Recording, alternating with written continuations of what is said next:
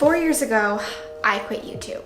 Now, that being said, it wasn't like I had a giant audience. It wasn't like I had this big, crazy following. I had a great following. I had a very small, quaint following. I mean, 20,000 people is a lot of people, and I think it was even more 4 years ago. That being said, I'm back. I realized about a few weeks ago how much I missed it. I have done a lot. There has been a lot of updates. So basically, this video is going to be why did I quit YouTube, what I've been up to, and what my plans are for this channel, because I'm a completely different person to the 19-year-old, 16-year-old girl who made fashion hauls on her bed in her parents' house. Like, that is a completely different person from the person I am now. In fact, I'm in my house that I purchased in 2021. That's a big difference. But anyways, we're gonna get into that. Let's start right now with why I quit YouTube, what happened. So one of the biggest reasons I quit YouTube was because I got huge cold feet. I think I was about 19, 20 years old, and I had somebody who I looked up to a lot. Basically, a higher YouTuber. I won't name names, I know that's really annoying, but to protect their privacy and also mine, they basically said that it's really hard to make money off of YouTube. They kind of were talking in a very discouraging way, and so I kind of saw it as I shouldn't be doing YouTube. I saw it as maybe I should take a break, and I kind of psyched myself out. On top of that, I struggle with ADHD, which was something I was diagnosed with within the time that I have been absent from this channel. All my family has it. I don't know why I never thought that I did, but I do. I have ADHD. My brother has ADHD. My mom has ADHD. I have family members that have ADHD.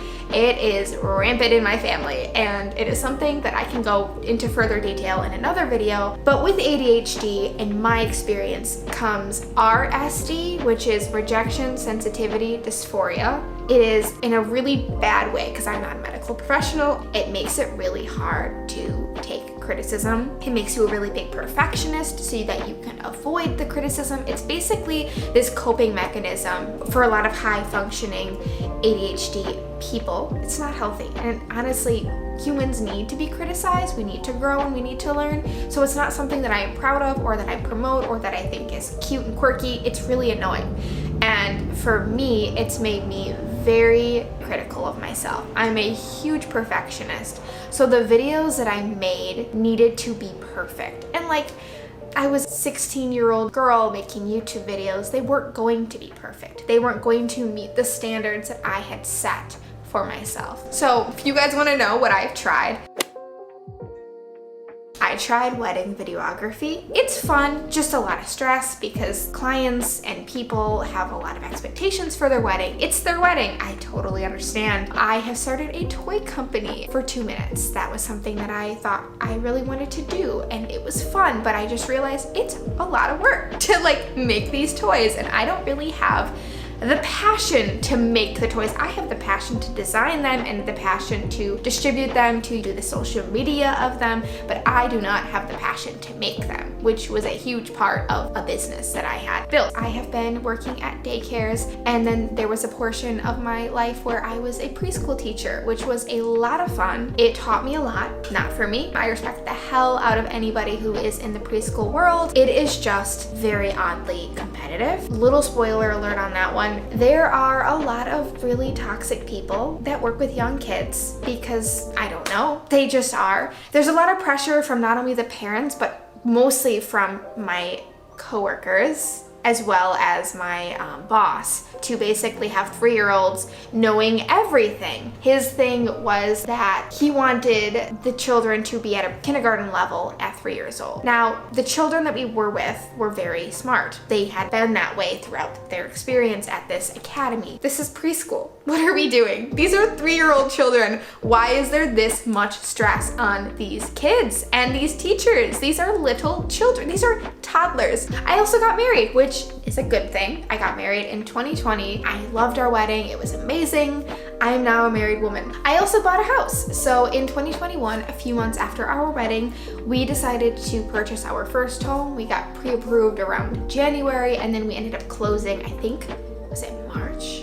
No, it was May. We closed in May. It has been a wonderful project. It is a 5-bedroom, old Victorian cottage style home. It has been so amazing to be a homeowner, but it also is something that I do not take for granted because we got it when the market was just about to get really awful. Also, the previous owners were incredibly messy. They left a disaster, which means we had to basically clean it, and nobody really wanted the house, I think, because of that. We also put an offer in right when we saw it because we're like, okay, this mess can be cleaned, but you can't just like make this house happen again. So we bit the bullet, we got the house, and here we are in the house that I currently live in, and I'm incredibly grateful for it because I know how hard it is for people to do this nowadays, especially. It's literally been only like 2-3 years, and it's so much more challenging to purchase a home nowadays. Also, probably one of the biggest things that has happened to me in my entire life is I have a baby.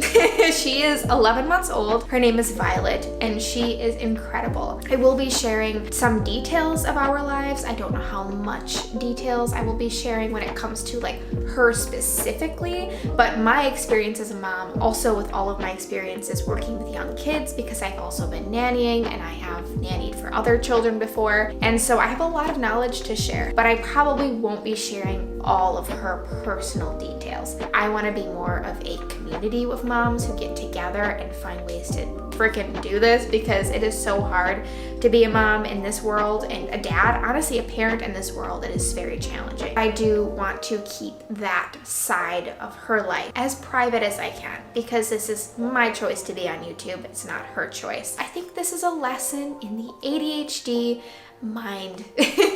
For those of you who are unaware, you have thousands upon thousands of ideas and not all of them stick or want to stick. No matter how hard you want them to stick, they don't. Some of them will, and that's awesome, but a lot of them don't. As well as getting the idea, getting the dopamine from the idea, getting the dopamine from starting it, getting the dopamine from getting that affirmation from all the people around you, only to kind of crash once you kind of hit that first slump of, oh shoot, this is actually a lot of work and a lot of time.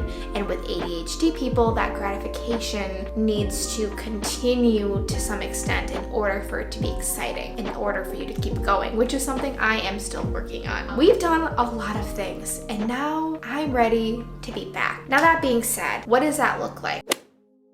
So my plans for this channel are a few things. One of the things I want to do is build a community of moms who are not these crazy wealthy moms that have all these beautiful resources and wonderful things. God bless those mothers. Many mothers don't have that, and I really want to provide those resources for these families because it is really hard in this world to find the time to have the space and to have everything condensed into one channel is kind of what my goals were. I found myself getting really passionate with my friends, with some of my coworkers, with anybody about childcare and about those early years that I felt like I had so much more knowledge to share on topics like that. So this channel is not going to be a family channel. This channel is very lightly going to resemble a mommy channel, but at the core of it, it's a community where we get together and we share what we know and we learn from it.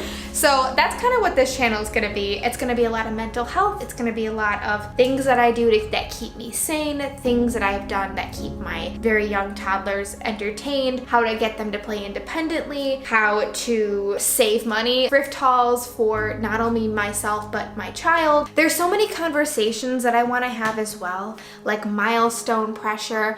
I want to talk about what it feels like, how lonely it can be, and how you can build your community. Things I do when I'm alone with children all day, because I am a nanny. I'm not a stay-at-home mom, but I'm alone with children all day. I also want to have conversations about discipline and things that I have done that really help. Potty training. I mean, I have so many little resources that I just want to share. But anyways, I'm so glad that you guys are here. I'm so glad that if you have returned here, hi, I'm so glad to see you. I've missed this. This has been something that I have really been meaning to do, and I'm just so happy happy to finally have the courage and the strength and the maturity to just face my fear and do this. Thank you so much for watching this. Again, if you are a returning viewer, if you would all remember who I am, thank you so much for coming back. I'm really happy to see you. I hope my videos touch your soul in some way. For those of you who are new here, hello, and I'm so excited to start this journey in my life, and I will see you guys hopefully very soon.